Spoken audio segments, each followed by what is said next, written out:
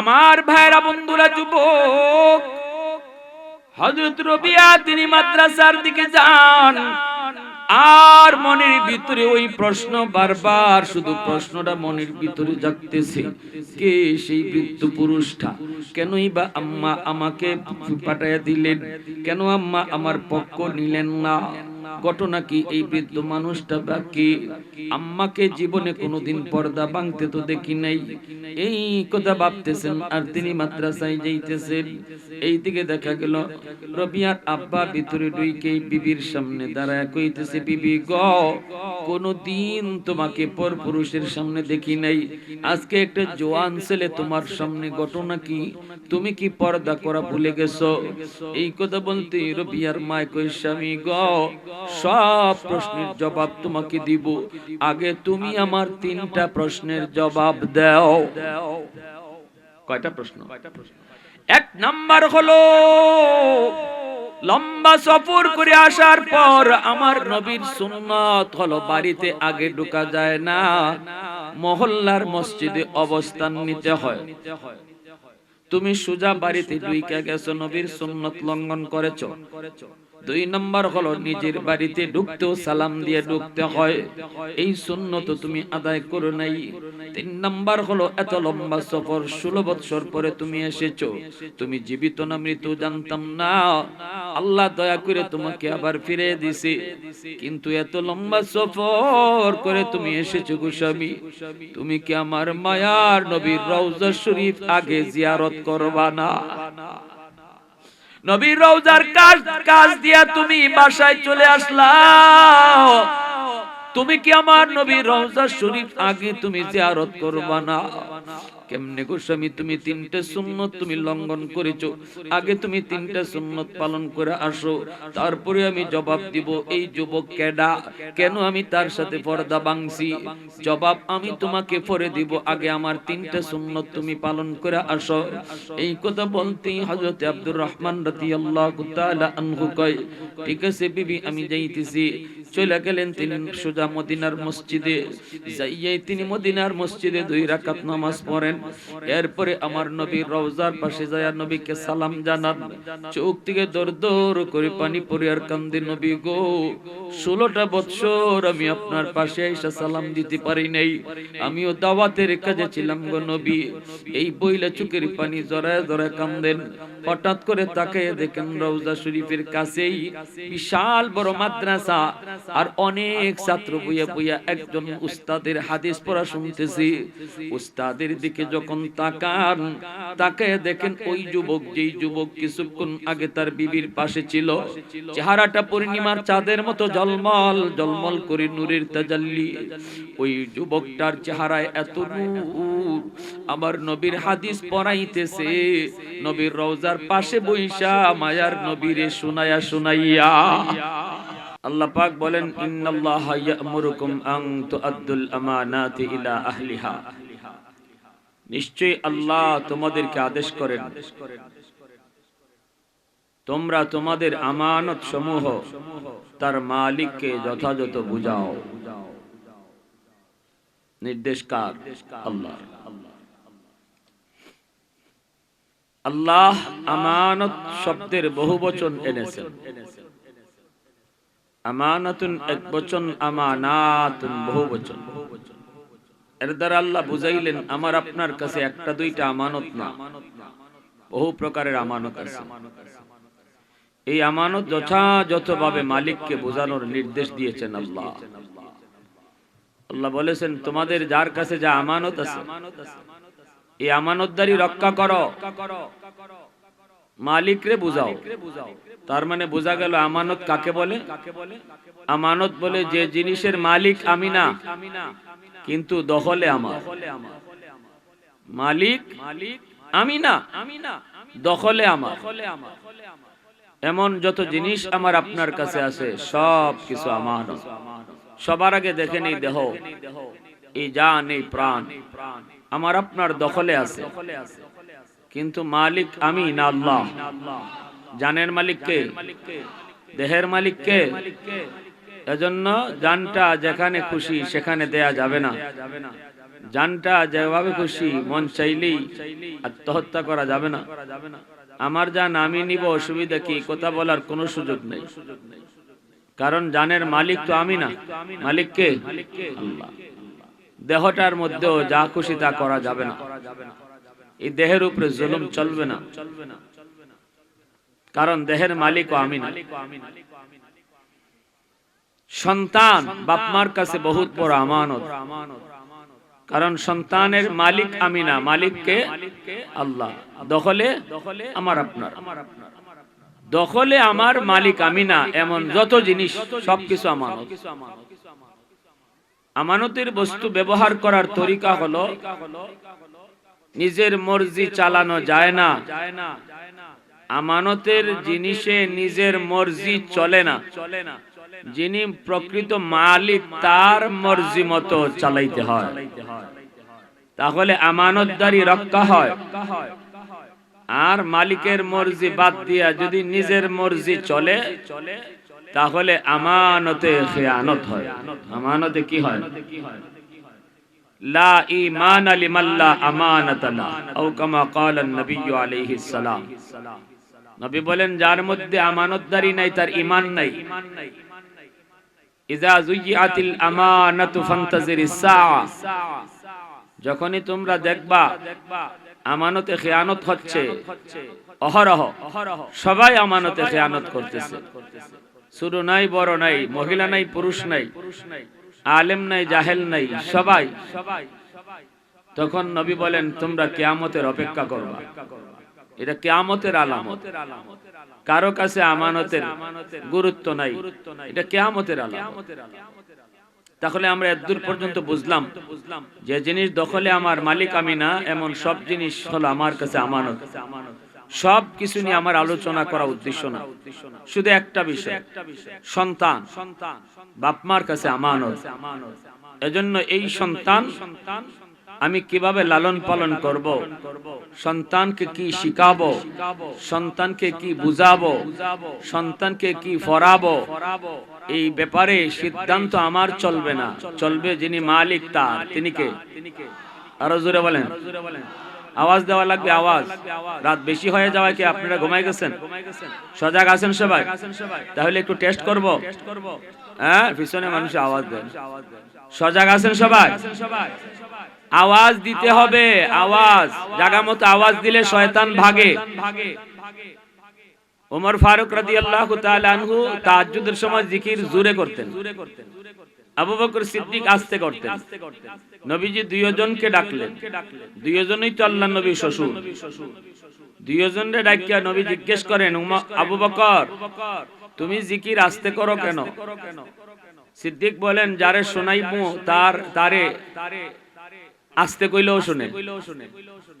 তিনি কে? নবী বলে, ওমর। আবু বকর ঠিক জবাব দিয়েছো, এবার ওমর কও তুমি জোরে কেন জিকির করো? হযরত ওমর বলেন, নবী গো আমি জোরে জিকির কইরা শয়তান ভাগাই। আল্লাহর নবী কো তোমার কথাও ঠিক আছে। এজন্যই নবী বলে, ওমর তোমার কামই খালি শয়তান ভাগানি। এজন্য শয়তানে তোমারে এমন ভয় পাওয়া পায় যে রাস্তায় তুমি হাঁটো, এই রাস্তা দিয়ে শয়তান যায় না, এই রাস্তা দিয়েই যায় না। আল্লাহ নবী বলেন, সবার সাথে শয়তান আছে, আমার উমরের সাথে নাই। সাহাবীরা জিজ্ঞাসা, নবী গো আপনার সাথেও?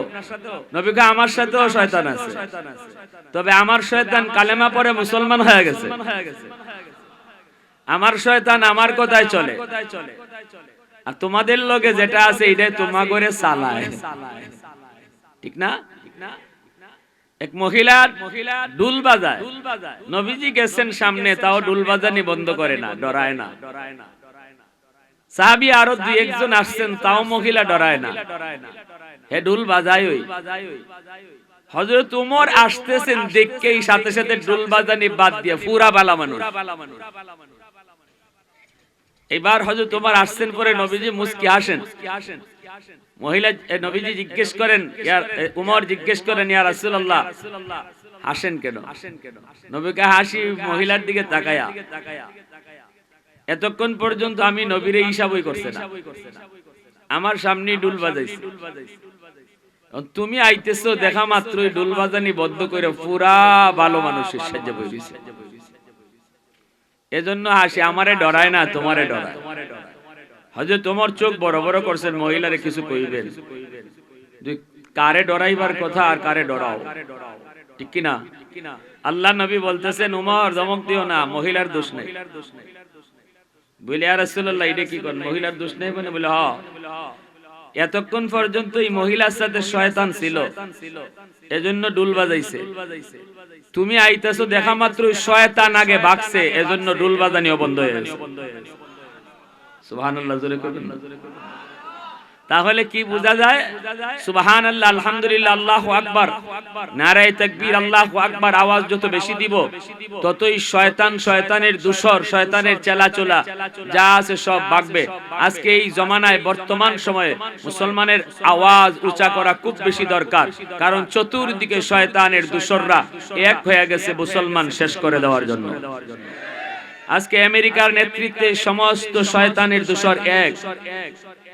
বিশ্ব মানচিত্র থেকে ইসলাম মুছে দিতে চায়। ফিলিস্তিনে আক্রমণ হচ্ছে, গাজায় প্রতিনিয়ত লাশ ঝরছে, শিশু বাচ্চাদের লাশ। কত শিশু, প্রায় 16 থেকে 17 হাজার অবুঝ শিশুকে এই বর্বর ইহুদিরা শহীদ করেছে, যাদের রক্তে গাজার জমিন লাল। লোহিত সাগরের পানি পর্যন্ত লাল। গাজায় কোনো মাটি এমন নাই যেখানে লাশ রাখা যায়। হাসপাতালগুলো গোড়ায় দিয়েছে, হাসপাতালে লাশের স্তূপ। এত বড় অন্যায় চলছে, অথচ তামাম পৃথিবী নীরব। যারা মানবতার স্লোগান তুলতো তাদের মুখে কোনো আওয়াজ নাই। আজকে শিশু হত্যা হয়, বেদিন বেঈমানরা আমরা দেখেছি তাদের কুত্তা যদি কেউ মারে তখনও মানবতার স্লোগান তুলেছে। অন্যায় হয়েছে না, অমানবিক আচরণ হয়েছে, কত কথা বলেছে, কিন্তু আজকে মুসলমানের শিশু মারা যায়, তাদের কোনো আওয়াজ নাই। আওয়াজ দেয়া বলেন ঠিক কিনা? এজন্য আমাদের নীরব থাকার আর সুযোগ নাই, আওয়াজ দেওয়াই লাগবে। আর নবী বলেন, মুসলমানের আওয়াজ যত উঁচা হবে, যত দূর যাবে অত দূর শয়তান ভাগবে। ওই শয়তানের দূষরদের কলিজায় আগুন জ্বলবে, শয়তানের দূষররা কলিজায় ভয় ঢুকবে। এজন্য আমার ভাইয়েরা বলতে চাই, আজ মজলুম ফিলিস্তিনের মুসলমানের পাশে তামাম পৃথিবীর সমস্ত মুসলমান তাদের পাশে দাঁড়ানো ফরজ হয়ে গেছে। যার যার অবস্থান থেকে যারা তাদের পাশে আছে বর্ডারে, তাদের জন্য কাঁধে কাঁধ মিলিয়ে জিহাদে শরীক হওয়া ফরজ আইন। আজকে মিশরের জনগণের উপরে জিহাদে শরীক হওয়া ফরজ আইন, জর্দানের মুসলমানের উপরে জিহাদে শরীক হওয়া ফরজ আইন। সৌদির বাদশা অর্থ দিয়া, অস্ত্র দিয়া, সৈন্য দিয়া গাজার মুসলমানের পাশে দাঁড়ানো সৌদির বাদশা সালমানের উপরে ফরজ আইন। কিন্তু আমরা দেখি না, তারা তাদের দায়িত্ব পালনে ব্যর্থ হয়েছে। তারা মুখে বলে ফিলিস্তিন, ভিতরে ভিতরে ইহুদিদের সাথে তাদের সম্পর্ক।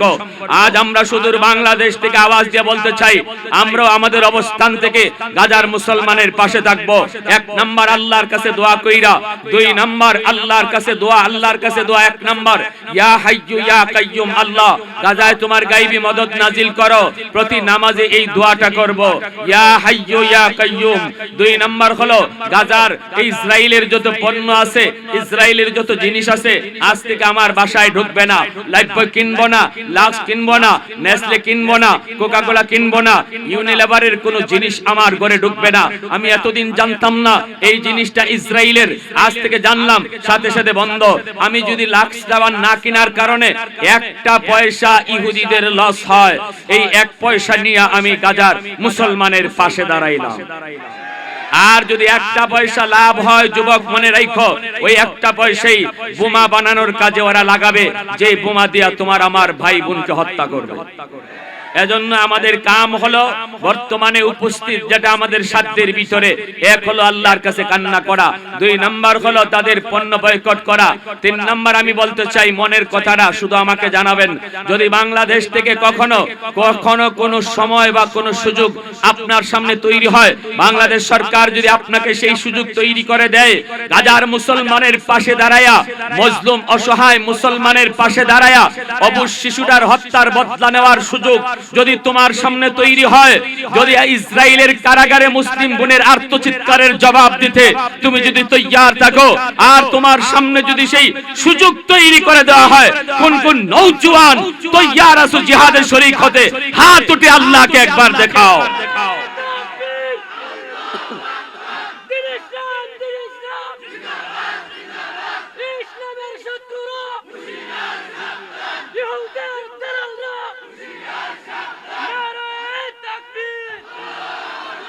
মাইক লন, কারণ আমাদের আওয়াজ ঈমান আর তাকবীর হলো আমাদের পাওয়ার। যুবক আওয়াজ দিয়া বলো ঠিক কিনা? ওদের কাছে পারমাণবিক বোমা, আমাদের কাছে দৌলতে ঈমান আর নারায়ে তাকবীর। এজন্য মাইকটা হাতে লিয়ে স্লোগান দিবেন। আমাদের এই আওয়াজ দিতে যে যদি গলাটাও ভাঙে, তবু আল্লাহর কাছে হাসরের মাঠে বলবো, মালিক ফিলিস্তিনের পক্ষে আল্লাহু আকবার কইতে যায় গলা ভাঙছে, এটা হলো সাক্ষী। এই গলা ভাঙাটাও সাক্ষী হয়ে দাঁড়াবে। শক্তি যদ্দুর আছে আওয়াজ দিবেন, দেন স্লোগান দেন। নারে তাকবীর, আল্লাহু আকবার, দিন ইসলাম জিন্দাবাদ জিন্দাবাদ, ইসলামের শত্রুরা হুঁশিয়ার সাবধান, ইহুদির দালালরা হুঁশিয়ার সাবধান, নারে তাকবীর, আল্লাহু আকবার। হ্যাঁ, ইউনিলেভার লেখা থাকলে আমরা এই জিনিস কিনবো না। ইউনিলেভার অনেক পণ্য ইসরায়েলের আমরা জানি না, আমার ঘরে ঢুকছে, জানি না আমরা।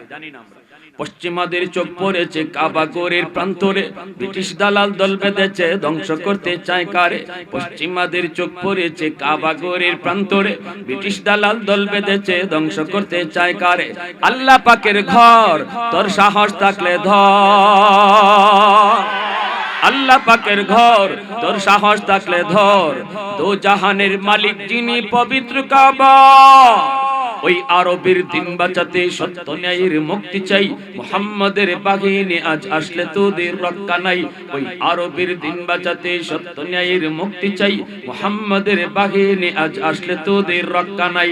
একটাবার আওয়াজ দিয়া দুই হাত উপরে উঠায়া আল্লাহকে হাজির নাজির রেখা বলো, মুহাম্মাদুর রাসূলুল্লাহ বাহিনী আসেনি। একটু দাঁড়াও, জেগে ওঠো ওহে মুসলমান, আর কতদিন দিন ইসলামের সইবে অপমান। একটু দাঁড়াও, জেগে ওঠো ওহে মুসলমান, আর কতদিন দিন ইসলামের সইবে অপমান। রক্ত দিয়ে পবিত্র ওই মক্কা মদিনা, সেই জমিনে ইহুদিরা চলতে পারে না। নূর মক্কার ইসলাম তার তাকলো কি আর দাম, বন্দিশালায় তাকে যদি আল-আকসার ঈমান। ওই আরবের দিন বাঁচাতে সত্য ন্যায়ের মুক্তি চাই। মুহাম্মাদের বাহিনী আজ আসলে তোদের রক্ষা নাই। পশ্চিমাদের চোখ পড়েছে কাবা ঘরের প্রান্তরে, ব্রিটিশ দালাল দল বেঁধেছে ধ্বংস করতে চায় কারে। পশ্চিমাদের চোখ পড়েছে কাবা ঘরের প্রান্তরে, ব্রিটিশ দালাল দল বেঁধেছে ধ্বংস করতে চায় কারে। আল্লাহ পাকের ঘর, তোর সাহস থাকলে ধর। আল্লাহ পাকের ঘর, তোর সাহস থাকলে ধর। দো জাহানের মালিক যিনি পবিত্র কাবা, ওই আরবের দিন বাঁচাতে সত্য ন্যায়ের মুক্তি চাই। মুহাম্মাদের বাহিনী আজ আসলে তোদের রক্ষা নাই। আরেকবার আওয়াজ দিয়া বলো, মুহাম্মাদুর রাসূলুল্লাহ বাহিনী আসেনি। একটু জোরে সুরে বলো আল্লাহু আকবার, আরো জোরে আল্লাহু আকবার। হয় নাই আল্লাহু আকবার। আলহামদুলিল্লাহ, আমাদের গাজার মুসলমান মুজাহিদদের পাশে আল্লাহর গায়বে সাহায্য নামছে। কিছু আলামত পাওয়া যায়। কি পাওয়া যায়? জোরে বলেন, কি পাওয়া যায়? আলামত। নাইলে মুজাহিদের সংখ্যা মাত্র 30 থেকে 40 হাজার, আর ইহুদি সৈন্য হইল 3 থেকে 4 লাখ। এরপরও ভাগছে গাজা সাইরা। যা আইছিল অর্ধেক ওই গাজার মুজাহিদরা রাখি লাইছে, বাকিটি ভাগছে। এখন উপর থেকে খালি বোমা মারে নিরীহ মুসলমান, সাধারণ মুসলমানের বাড়ি ঘরে। শিশু হত্যা করা বাহাদুরি না, এই বিড়ালের জাত, শিয়ালের জাত। শিশু হত্যা করার নাম বাহাদুরি না, নারী হত্যা করার নাম বাহাদুরি না। শিশুরা জানে না কে দুনিয়াতে দুশ্মন কে আপন, সবাইকে আপন জানে শিশুরা। শিশুদের কাছে দুশ্মন কেউ নাই। শিশু হত্যা করে বাহাদুরি দেখাও, এটা বাহাদুরি না, এটা শিয়ালের কাজ, বিড়ালের কাজ। পারলে আমাদের হামাসের সাথে কিছু করো না, ভাবতেই পায় না। হামাস কোন দিক থেকে ওগরে মারে, আবার কোন দিকে যায়, ইহুদিরা টেরই পায় না। আমরা কার সাথে যুদ্ধ করি? বাতাসের সাথে যুদ্ধ করি নাকি?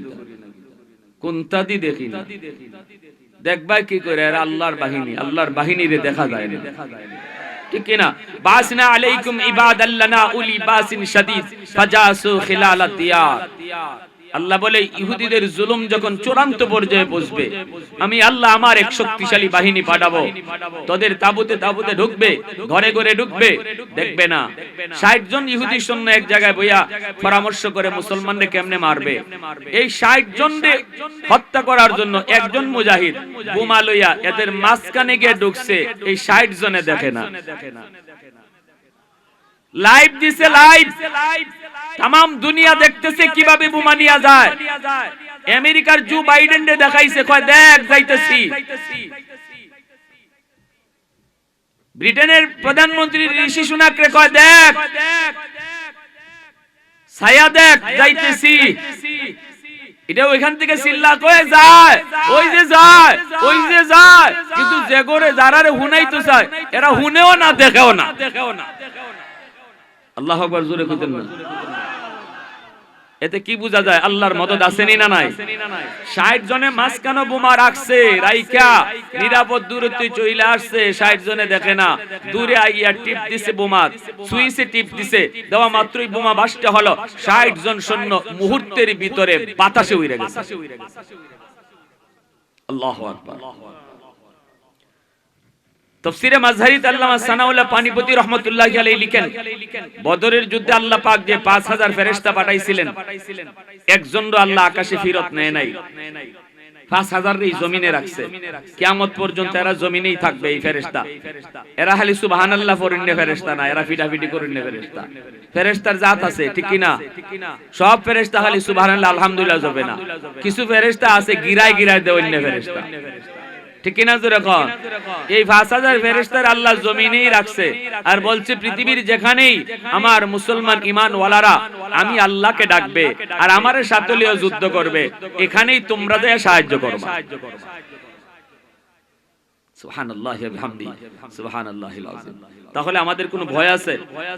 শুধু আমাদের কাম হলো একটা, কারে সাথে লইনা, কারে লগে লইয়া যুদ্ধ করবায়, নাকি আমেরিকারে, রাশিয়ারে?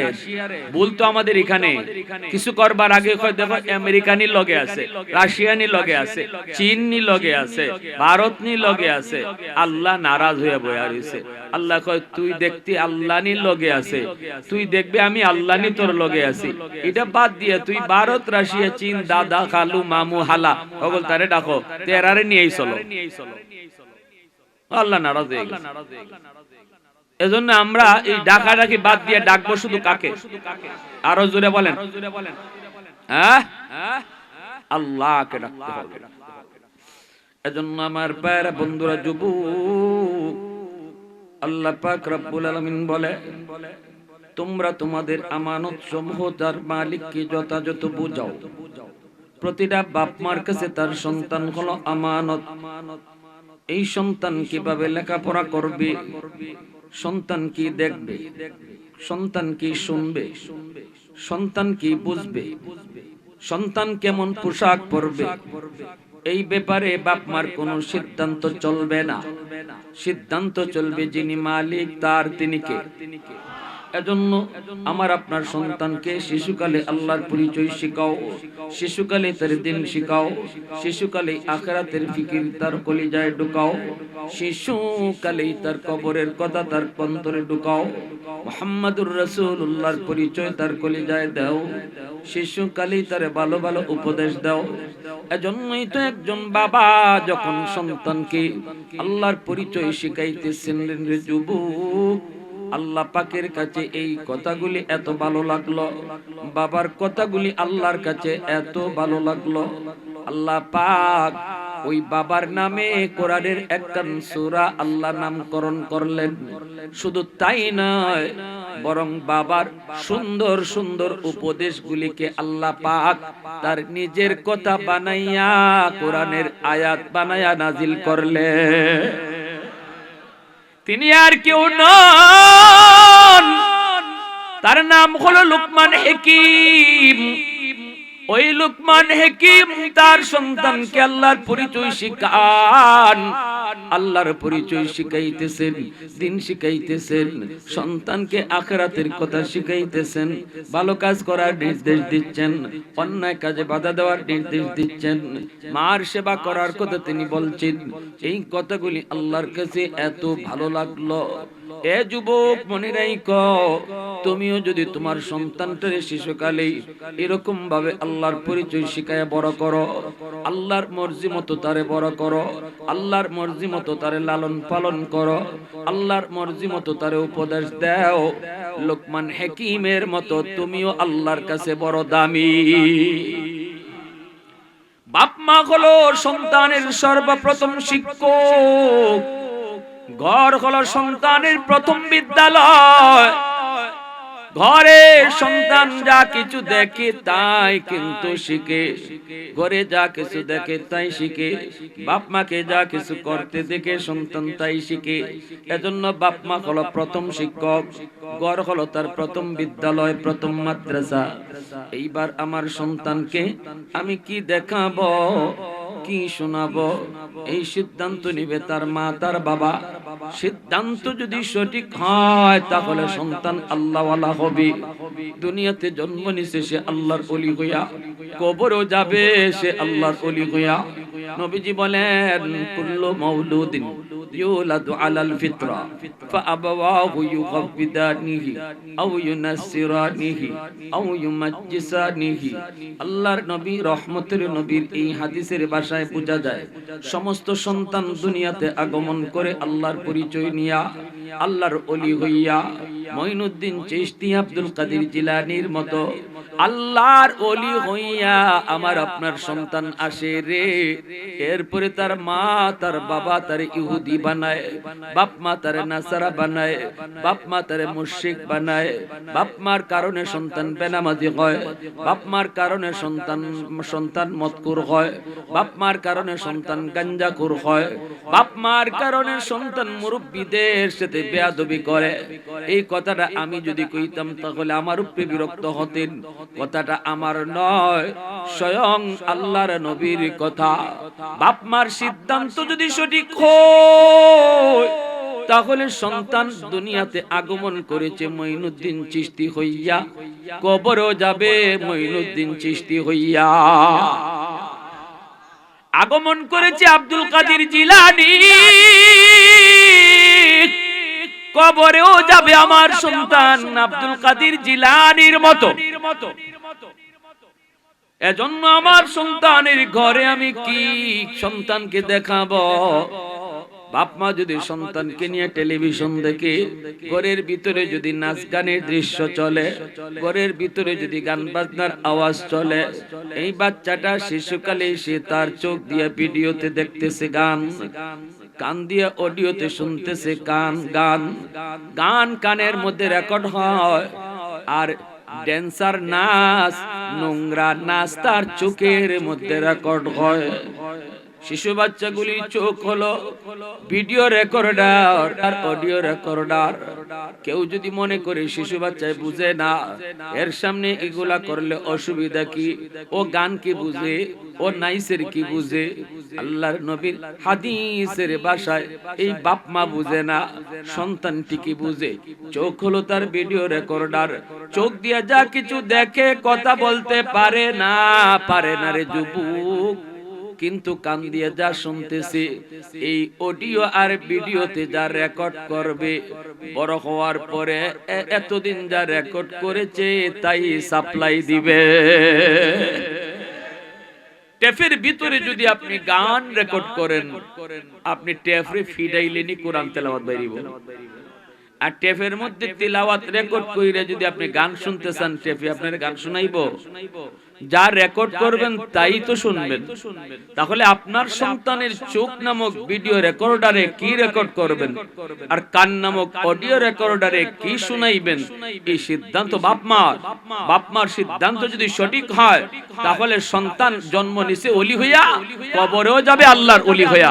বাপ মার সিদ্ধান্ত যদি রং হয়, সন্তান জন্ম নিছে আল্লাহর ওলি হইয়া, কবরে যাবে জাহান্নামী হইয়া। আর সেদিন আল্লাহর কাছে বলবে, রব্বানা আতিহিম দিফাইন মিনাল আযাব ওয়াল আনহুম লানান কাবীরা। আল্লাহ আমার বাপ মারে ডাকো, আমি শিশু ছিলাম, আমি বুঝতাম না, আমি জানতাম না কোথায় পড়মু, কি শিখমু, কি দেখমু, আমার সেই বুঝ তখন ছিল না। বাপ মার সিদ্ধান্তের উপরেই আমাকে পড়ালেখা করতে হয়েছে, আমাকে যেতে হয়েছে, আমাকে বুঝতে হয়েছে, আমাকে পোশাক পরতে হয়েছে বাপ মার সিদ্ধান্তের কারণে। আজকে ওই বাপ মার সিদ্ধান্ত ভুল হওয়ার কারণে আমি আজকে বেনামাজি, আমি আজকে তোমাকে চিনি না। আমার মাকে ডাকো, বাবাকে ডাকো এবং জাহান্নামের ডাবল শাস্তি দাও। ওই বাপ মার জন্য আল্লাহর আদালতে ডাবল শাস্তির আবদার করবে। নাউজুবিল্লাহ, জোরে বলেন। আমার ভাইরা, বন্ধুরা, যুবক, এজন্য বলি বহু বাপ মা আল্লাহর আদালতে সন্তানের মামলায় কাঠগড়ায় দাঁড়ায় থাকবি, সন্তানের মামলায় কাঠগড়ায় দাঁড়ায় থাকবি।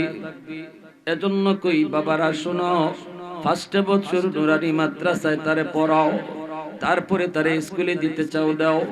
ডাক্তার বানাইতে চাও তুমি পরে বানাও, ইঞ্জিনিয়ার বানাইতে চাও তুমি পরে বানাও, কিন্তু মনে রাখবা আমার সন্তানের প্রথম পরিচয় হলো সে মুসলমানের সন্তান। সবার আগে তারে মুসলমানি শিখাও। এই মুসলমানি শিখানোর জন্য নুরানি মাদ্রাসায় 5 বছর তুমি পড়াও। স্কুলের অঙ্ক, ইংরেজি মাদ্রাসায় এখন পাঠ্যপুস্তকে ঢুকানো হয়েছে যেন আপনার সন্তান 5 বছর মাদ্রাসায় পড়ার পর হাই স্কুলে যেন সুন্দরে ভর্তি হতে পারে, অসুবিধা যেন তার না হয়। বাকি এই 5 বছরের ভিতরে আল্লাহর নাম, আমার নবীর নাম পাথরে খোদাই করে তার কলিজায় ঢুকায় দেওয়া হয়। কোরআনের প্রতি মহব্বত, আখিরাতের ফিকির তার দিলের ভিতরে এমন ভাবে ঢুকায় দেওয়া হয়, এই ছেলে কলেজে গেল তখন বেনামাজি হবে না, হাই স্কুলে পড়বে বেনামাজি হবে না, ইউনিভার্সিটিতে গেলেও সে নাস্তিক হবে না, নাস্তিকদের ভিড়ে গেলেও সে নাস্তিক হবে না। ঢাকা ইউনিভার্সিটির বাংলা বিভাগেও যদি আপনার সন্তান পড়ালেখা করে রে যুবক, কোরআনের সৈনিক হয়ে আসে দাঁড়াবে। এজন্যই তো আল্লামা ডক্টর ইকবাল মাদ্রাসায় পড়ালেখা করেছেন। মা বাবা শিশুকালে তার মাদ্রাসায় ভর্তি করছেন, এরপরে মাদ্রাসার লেখাপড়া শেষ কইরা কলেজ ভার্সিটি পড়ালেখা করলেন, এতটা ডিগ্রি অর্জন করলেন। ডক্টরেট ডিগ্রি নেওয়ার জন্য তিনি যাবেন লন্ডন অক্সফোর্ডে, লন্ডন অক্সফোর্ডে তিনি যাবেন ডক্টরেট ডিগ্রি করার জন্য। বাপ মা দিলেন, গেলেন তো গেলেন, যাওয়ার পরেই তিনি দেখতেছেন 45 জন উস্তাদ, সবাই হলো ইহুদি খ্রিস্টান। ডান দিকে তার যে সহপাঠী সেও ইহুদি, বাম দিকে তাকাইলে দেখি খ্রিস্টান, চতুর্দিকে শুধু ইহুদি আর খ্রিস্টান। তাদের পরিবেশে তিনি গেছেন পড়ালেখা করার জন্য। পরিবেশটা কত জটিল, পরিবেশটা কতটা ইসলাম বিদ্বেষী, কিন্তু ওই জায়গায় যাওয়ার পর বিন্দু পরিমাণ তিনি ইসলাম থেকে সরেন নাই, বরং তাদের মাঝখানে বসে বসে ইসলামের পক্ষে আর দুশমনদের বিপক্ষে তিনি সংগ্রামী কবিতা লিখতে। আদালতে মামলা হলো, মামলা কোর্টে হাজির করা হয়। জজ সাহেব জিজ্ঞেস করে, মিয়া শোনো, চতুর্দিকে পরিবেশ শোনো, আমাদের পরিবেশ, এই পরিবেশে তাইকেও তুমি কেমন করে ইসলামের কথা বলো? এই পরিবেশের ভিতরে পইরাও তুমি কেমন করে আমাদের বিরুদ্ধে তুমি কথা বলো? মানুষ তো পরিবেশে অনেক সময় চেঞ্জ হয়ে যায়, তোমার ভিতরে কোনো চেঞ্জ নাই। ঘটনা কি? তোমার কবিতাগুলা তো অত্যন্ত জটিল জটিল কবিতা, এই কবিতাগুলা তুমি আমাদের বিরুদ্ধে লেখো, ইসলামের পক্ষে লেখো, কেন তোমার এমন অবস্থা একটু কও। তখনই আল্লামা ডক্টর ইকবাল কয়, শুনেন স্যার, আমার কলিজায় শিশুকালে আমার মা আমার বাবা একাধারে বছরের পর বছর কোরআন এবং নবীর হাদিস তারা পাথরে খোদাই করে লেখা দিছি। এজন্য আমি যেখানে যাই না কেন কখনো আমার দিল থেকে কোরআন সরে না, কারণ এটা তো পাথরে খোদাই করে লেখা। আর মা বলেছিল, বাবা তুমি অক্সফোর্ডে যাইতেছো, কেমন করে তুমি সেখানে চলবা, কেমন করে তুমি সেখানে বাসবা ঈমান নিয়া, চতুর্দিকে ইহুদি খ্রিস্টান, ক্লাসে যখন ঢুকবা ঢুকেই দেখবা ইহুদি আর খ্রিস্টানে ভরা। আমি মা তোমাকে একটা সুরমাদানি দিতেছি। কেমন মা, চিন্তা করো রে যুবক, এমন একজন মা যদি তুমিও সন্তানের জন্য আনতে পারো, তোমার এই বিবির গর্ভ থেকেও আল্লামা ডক্টর ইকবাল জন্ম নিবে। মায় বলতেছে, বাবা আমি হজে যাওয়ার পর নবীর রওজা শরীফের কাছ থেকে একটা সুরমাদানি এনেছি। এই সুরমাদানিটা আমি মা তোমাকে হাদিয়া দিলাম। যখনই তুমি ক্লাসে ঢুকবারে বাবা, চোখের মধ্যে সুরমা লাগাইয়া ঢুকো। আল্লামা ডক্টর ইকবাল বলে, আমার মার দেওয়া সেই সুরমা যখন চোখে লাগাইয়া আমি ক্লাসে ঢুকতাম রে দুনিয়ার মানুষ, তখন আর চোখে ইহুদি খ্রিস্টান দেখতাম না, সরাসরি মদিনাওয়ালাকে দেখতাম। একটু জোরে কন্যা সুবহানাল্লাহ, আর একটু জোরে সুবহানাল্লাহ। उल्फत में तेरी वही सीने दान दान को तोरा, बो बकर उमर नक्श कदम तेरा न छोड़ा। उल्फत में तेरी वही सीने दान दान को तोरा, बो बकर उमर नक्श कदम तेरा न छोड़ा।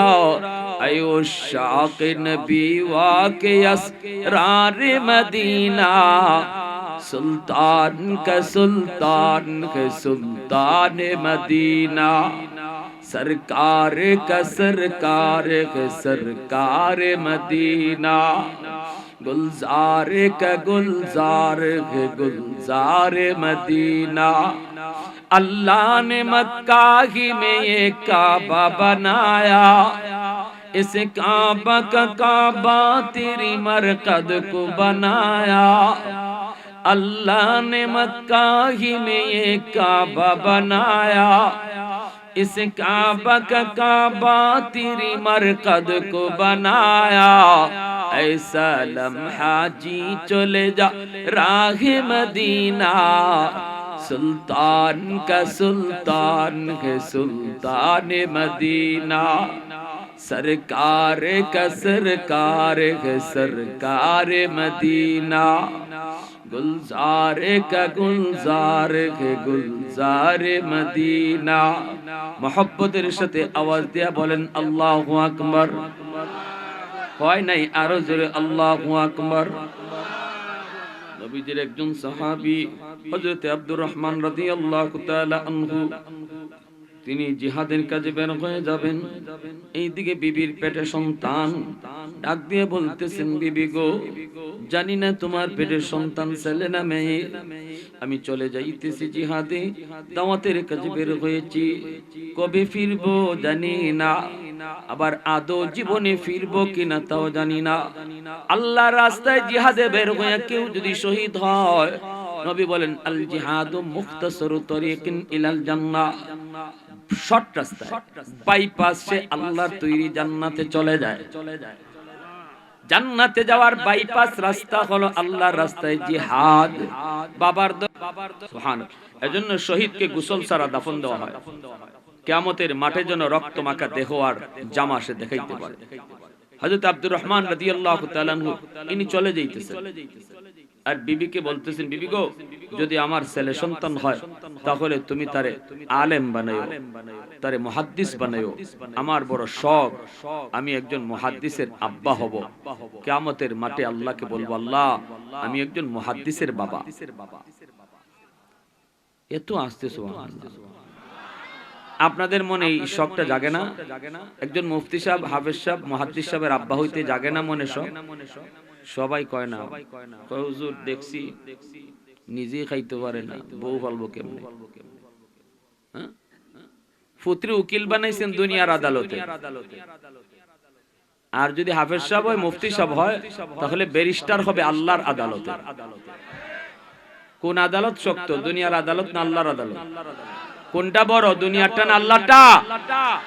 এই ছোট আদালতের উকিল হইছে আপনার ছেলে 12 বছর 16 বছর 10 লাখ 20 লাখ খরচ কইরা, আর মাদ্রাসায় পড়িয়া সারা মুফতি সাহেব ওই তো হয়তো তার 1 লাখ 2 লাখ খরচ হইছে না, এই 1 লাখ 1.5 লাখ টাকা খরচ কইরা আপনার সন্তান আল্লাহর আদালতের ব্যারিস্টার হবে,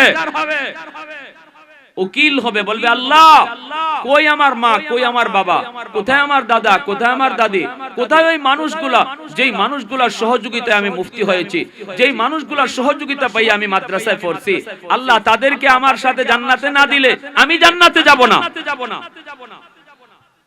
আল্লাহর কাছে এইভাবে উকলাতি করবে। এই জিনিসটা বুঝতে হবে তো, ঠিক কিনা জোরে বলেন। তো হযরত আব্দুর রহমান রাদিয়াল্লাহু তাআলা আনহু চলে গেলেন, এইদিকে ছেলে সন্তান জন্ম নিছে, মা নাম রাখলেন হযরত রাবিয়া, রাবিয়াতুর রায়, বসন্তকালের আবহাওয়া, সুন্দর একটা নাম রাখলেন ছেলের নাম।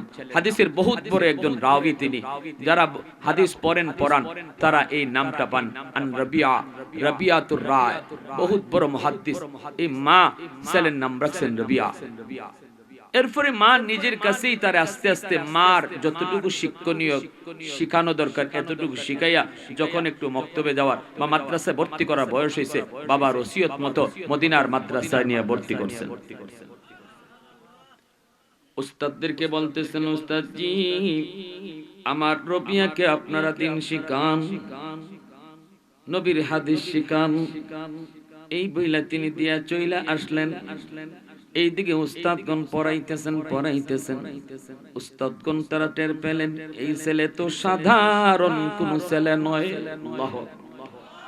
পেটে সন্তান নিয়ে যেই মা বেশি বেশি কোরআন তিলাওয়াত করবে, এই মার গর্ভের সন্তান অল্প দিনে হাফেজে কোরআন হবে।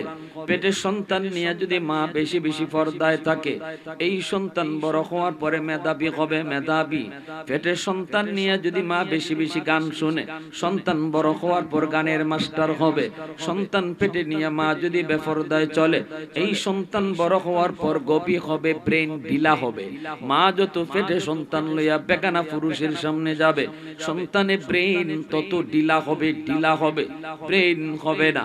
এজন্যই মা তো পর্দার ভিতরে ছিলেন, খাস পর্দার ভিতরে, জীবনে কোনোদিন পর্দা লঙ্ঘন করেন নাই। নামাজ পড়া যেমন ফরজ, পর্দা করাও তেমন। আওয়াজ হয় নাই, জোরে বলেন। নামাজ পড়া যেমন ফরজ, পর্দা করা তেমন ফরজ, তেমন ফরজ। মা পর্দার ভিতরে থাকেন, ছেলেকে নিয়ে ভর্তি করেন। অল্প দিনের ভিতরে উস্তাদগণ টের পেলেন সাধারণ কোন সন্তান নয়, অত্যন্ত মেধাবী, তীক্ষ্ণ মেধাবী। উস্তাদদের নজরে পড়ে গেলেন। নজরে বছর যায়, মাস যায়, বছর যায়। 1 বছরে যেই ছাত্ররা তারা পড়ালেখা যদ্দূর করে, রবিআ 1 বছরে 2 বছরের পড়াফুরি লাই। সুবহানাল্লাহ, জোরে কইতেন না? মা, ও মা, কোথায় আমার বাবা? জন্মের পর থেকে আব্বু ডাক দিতে পারলাম না। আমি কি জীবনে কোনোদিন বাবা ডাকতে পারবো না? মা গো, আমার আব্বা কোথায়? আমার আপনার নবীও জন্মের পরে আব্বা ডাক দিতে পারেন নাই। নবীও জীবনে আব্বা ডাক দিতে পারেন নাই, আব্বু ডাকতে পারেন নাই। এজন্য বাবা ডাকের ভিতরে কত মজা নবীও জানেন না। হযরত রবিয়া আস্তে আস্তে তিনি পড়ালেখা শেষ পর্যায়ে মাকে জিজ্ঞেস করি, মা গো, কও না আমার আব্বা কেমন? আমার আব্বা কোথায় গেছেন? কোন দিন আসবেন? কবে আসবেন? চেহারাটা কেমন? মা শুধু এরকম বোঝায় বোঝায় সান্ত্বনা দেয়, আসবে, তোমার আব্বা আসবে। এইভাবে 16টা বছর কেটে গেল। সন্তান জানে না বাবা জীবিত না মৃত, বাবাও জানেন না সন্তান ছেলে হইছে না মেয়ে হইছে। 16 বছর পর হযরত আব্দুর রহমান বাড়িতে ফিরলেন। আন্দরের ভিতরে ঢুকে পড়েছেন। ঢুকেই দেখেন তার বিবির সামনে একজন যুবক, নুরানি চেহারার একটা যুবক, সুন্দর একটা যুবক দাঁড়ানো। তিনি তো জানেন না এই যুবককে, এই যুবকই যে তার সন্তান, আজকে মদিনার মসজিদের ইমাম।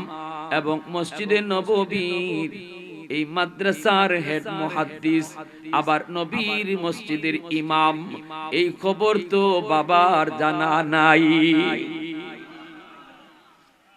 বিবির কাছে ওই যুবক দেখা কয়, মনে মনে ভাবতেছে এই যুবক আমার বিবির সামনে ঘটনা কি।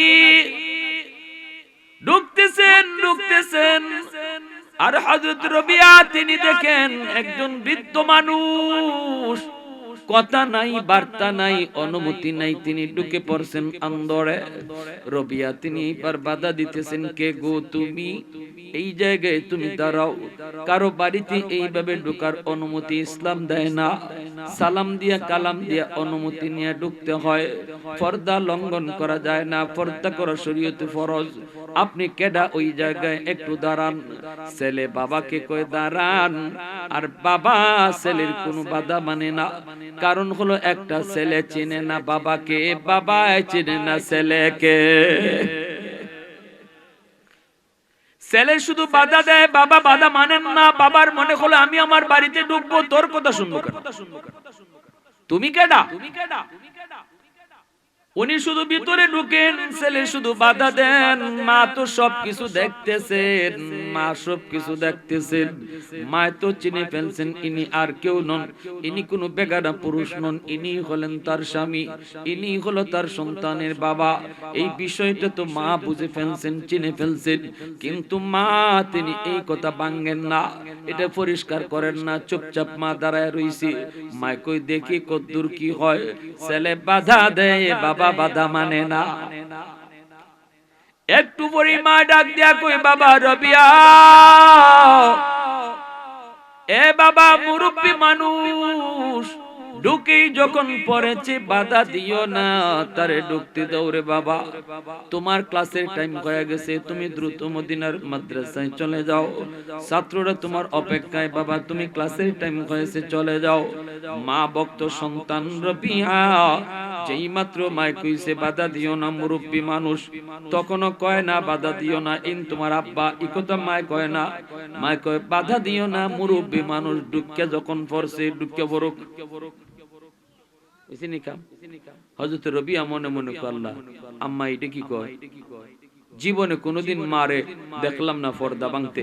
আজকে আমার আম্মা আমার পক্ষ নেওয়ার কথা, কিন্তু না নিয়া তিনি ওই বুড়া বেটার পক্ষ লিছেন আর কইতেছেন ঢুকক, আর আমারে বাইর করে দিতেছেন, ক্লাসের টাইম হয়ে গেছে। কিন্তু মা ভক্ত সন্তান তো কোনো এসকাল নাই, কোনো প্রশ্ন নাই, এই কথা বলেন না। আম্মা তুমি এমন কথা কেন কইতেছো? কোনো কথা নাই। মা যেই কইছে বাবা যাও, সাথে সাথে মাথাটা নিচের দিকে দিয়া মাদ্রাসার দিকে রওনা দিয়া লইছেন। আল্লাহু আকবার, জোরে বলেন। যেই ছেলে যেই সন্তান মা ভক্ত হয়, বাবা ভক্ত হয়, বাপ মার আদেশ মাথা পেতে মেনে নেয়, এই সন্তানের লেখাপড়া সহ তার সামনের জীবনের সমস্ত কাজে আল্লাহ বরকত ঢেলে দেয়। হায়াতের ভিতরে বরকত, জিন্দেগির ভিতরে বরকত, আল্লাহ রুজির ভিতরে বরকত, সব জায়গায় আল্লাহ তারে বরকত দিয়ে ভরপুর করে দেয়। যেই সন্তান মার কথা বাবার কথা 100 মানে, বাবার আদেশ শুনছে, মাথা নিচের দিকে দিয়া দিছে, আর কোনো কথা নাই। আমার কথা তখনই শেষ যখনই শুনবো এটা আব্বার কথা, আমার কথা তখনই বন্ধ যখন শুনবো এটা আমার আম্মার আদেশ, সাথে সাথে আমার আদেশ, আমার কথা, আমার সিদ্ধান্ত বাতিল। এই সন্তানের জিন্দেগিতে বরকত ঢেলে দেয় কে? আওয়াজ আসতে হইছে, জোরে বলেন। এই কথা কে কইছেন? হাকিমুল উম্মত মুজাদ্দিদে মিল্লাত মাওলানা আশরাফ আলী থানভী রাহমাতুল্লাহ আলাইহি তিনি বলছেন, তার জিন্দেগির ভিতরে, তার রুজির ভিতরে আল্লাহ বরকত বাড়ায় দেয়। আমার ভাইরা, বন্ধুরা, যুবক, হযরত রবিয়া তিনি মাদ্রাসার দিকে যান, আর মনের ভিতরে ওই প্রশ্ন বারবার, শুধু প্রশ্নটা মনের ভিতরে জাগতেছে, কে সেই বৃদ্ধ পুরুষটা? কেনই বা আম্মা আমাকে পাঠাইয়া দিলেন? কেন আম্মা আমার পক্ষ নিলেন না? ঘটনা কি? এই বৃদ্ধ মানুষটা বাকি আম্মাকে জীবনে কোনোদিন পর্দা ভাঙতে তো দেখি নাই, এই কথা ভাবতেছেন। আর তিনি মাদ্রাসায় যাইতেছেন। এই দিকে দেখা গেল রবিয়ার আব্বা ভিতরে ঢুকে বিবির সামনে দাঁড়ায় কইতেছে, বিবি গো, কোনদিন তোমাকে পর পুরুষের সামনে দেখি নাই, আজকে একটা জোয়ান ছেলে তোমার সামনে, ঘটনা কি? তুমি কি পর্দা করা ভুলে গেছো? এই কথা বলতে রবিয়ার মা কই, স্বামী গো, সব প্রশ্নের জবাব তোমাকে দিব, আগে তুমি আমার 3টা প্রশ্নের জবাব দাও। কয়টা প্রশ্ন? এক নাম্বার হলো লম্বা সফর করে আসার পর আমার নবীর সুন্নাত হলো বাড়িতে আগে ঢোকা যায় না, মহল্লার মসজিদে অবস্থান নিতে হয়। তুমি সোজা বাড়িতে ঢুকে গেছো, নবীর সুন্নাত লঙ্ঘন করেছো। দুই নাম্বার হলো নিজের বাড়িতে ঢুকতেও সালাম দিয়ে ঢুকতে হয়, এই সুন্নত তুমি আদায় করো নাই। তিন নাম্বার হলো এত লম্বা সফর 16 বছর পরে তুমি এসেছো, তুমি জীবিত না মৃত জানতাম না, আল্লাহ দয়া করে তোমাকে আবার ফিরে দিছে, কিন্তু এত লম্বা সফর করে তুমি এসেছো গো স্বামী, তুমি কি আমার মায়ার নবীর রওজা শরীফ আগে জিয়ারত করবা না? নবীর রওজার কাজ দিয়া তুমি বাসায় চলে আসলা, তুমি কি আমার নবীর রওজা শরীফ আগে তুমি জিয়ারত করবা না? কেমনে গো স্বামী, তুমি তিনটা সুন্নত তুমি লঙ্ঘন করেছো, আগে তুমি তিনটা সুন্নত পালন করে আসো, তারপরে আমি জবাব দিব এই যুবক কেডা, কেন আমি তার সাথে পর্দা ভাঙছি, জবাব আমি তোমাকে পরে দিব, আগে আমার তিনটা সুন্নত তুমি পালন করে আসো। এই কথা বলতেই হযরত আব্দুর রহমান রাদিয়াল্লাহু তাআলা আনহু কয়, ঠিক আছে বিবি আমি যাইতেছি। চলে গেলেন তিনি সোজা মদিনার মসজিদে, যাইয়াই তিনি মদিনার মসজিদে 2 রাকাত নামাজ পড়েন। এরপরে আমার নবীর রওজার পাশে যায় নবীকে সালাম জানান, চোখ থেকে দর দর করে পানি পড়ে আর কান্দে, নবী গো 16টা বছর আমি আপনার পাশে এসে সালাম দিতে পারি নাই, আমিও দাওয়াতের কাজে ছিলাম গো নবী।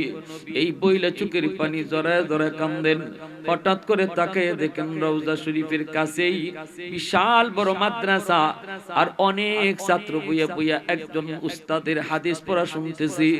উস্তাদের দিকে যখন তাকান, তাকায় দেখেন ওই যুবক, যেই যুবক কিছুক্ষণ আগে তার বিবির পাশে ছিল, চেহারাটা পূর্ণিমার চাঁদের মতো ঝলমল ঝলমল করে নূরের তাজাল্লি, ওই যুবকটার চেহারায় এত নূর, আমার নবীর হাদিস পড়াইতেছে, নবীর রওজার পাশে বইসা মায়ার নবীরে শুনায়া শুনাইয়া।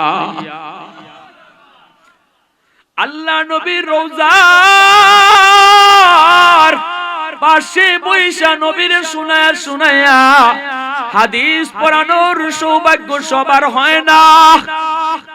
হয়েছে আমাদের আকাবির কুতুবুল আলম শাইখুল ইসলাম হুসাইন আহমদ মাদানী রহমাতুল্লাহি আলাইহি, যিনি সিলেটে প্রতি বছর রমজান কাটাইতেন, আল্লাহর ওলি।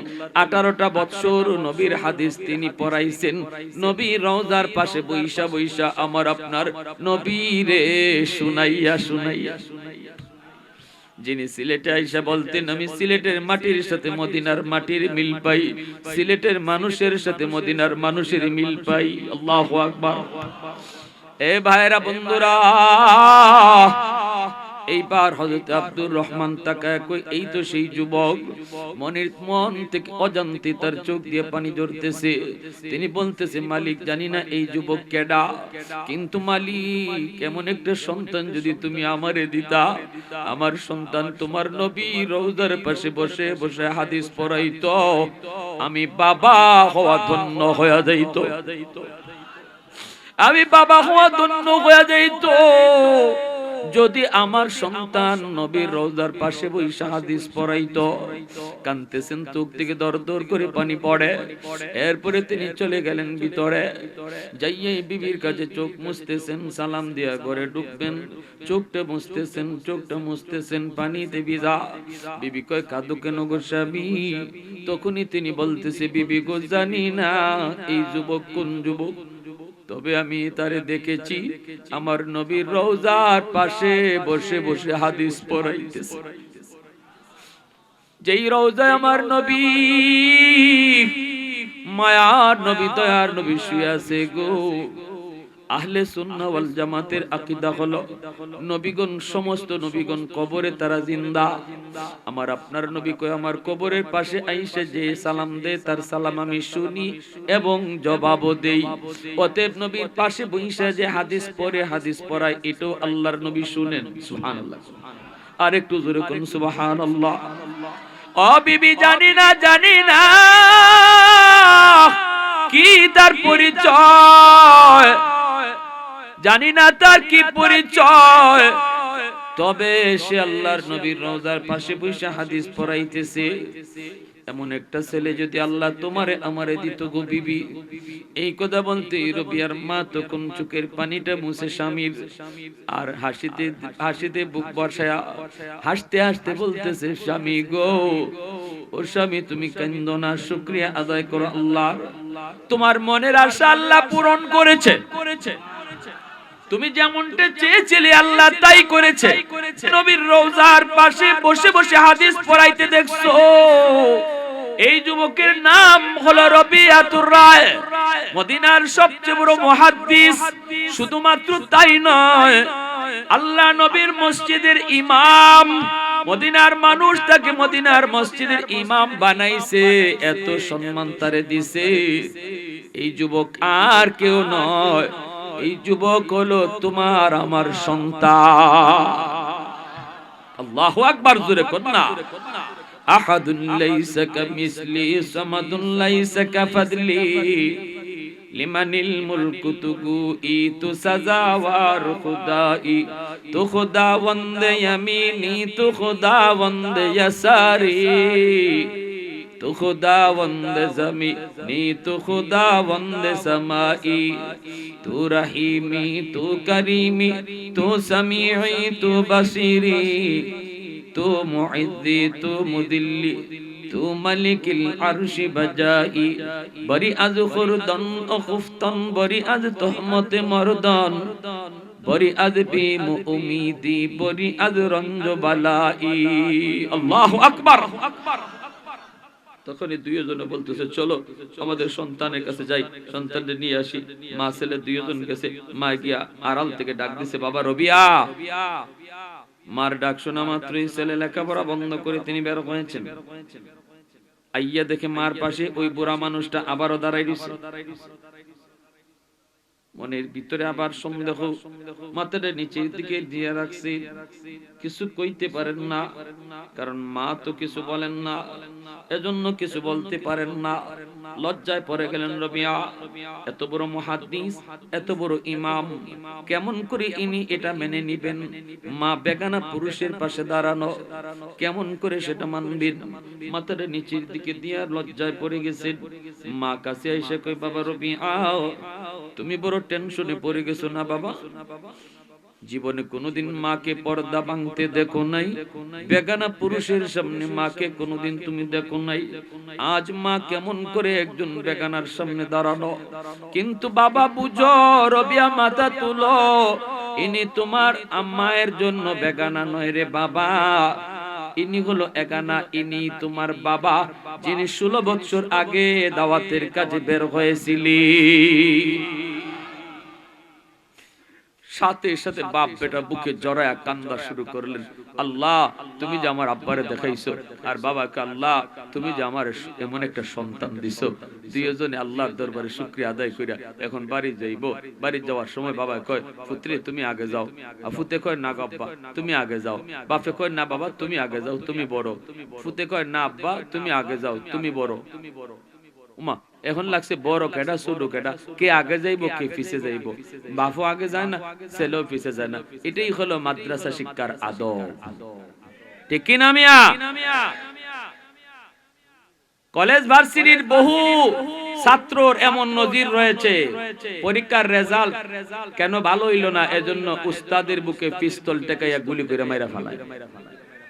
আর মাদ্রাসার ছাত্ররা উস্তাদ কোন রুমে ঢুকলে তার জুতাটা সোজা কইরা দেয়, বাইল কইরা রাখে, জুতাটা উল্টা থাকলে এটা বাইল কইরা রাখে। এতটা আদব শিখে। মাদ্রাসা শিক্ষার বৈশিষ্ট্যই হলো আদব শিখানো, নবীর খুলুকে আজিমের অধিকারী বানানো, ওয়ারিস বানানো। আমরা নবীর ওয়ারিস, এর অর্থ হলো নবীর আখলাক, নবীর চরিত্র, খুলুকে আজিমের ওয়ারিস উলামায়ে কেরাম।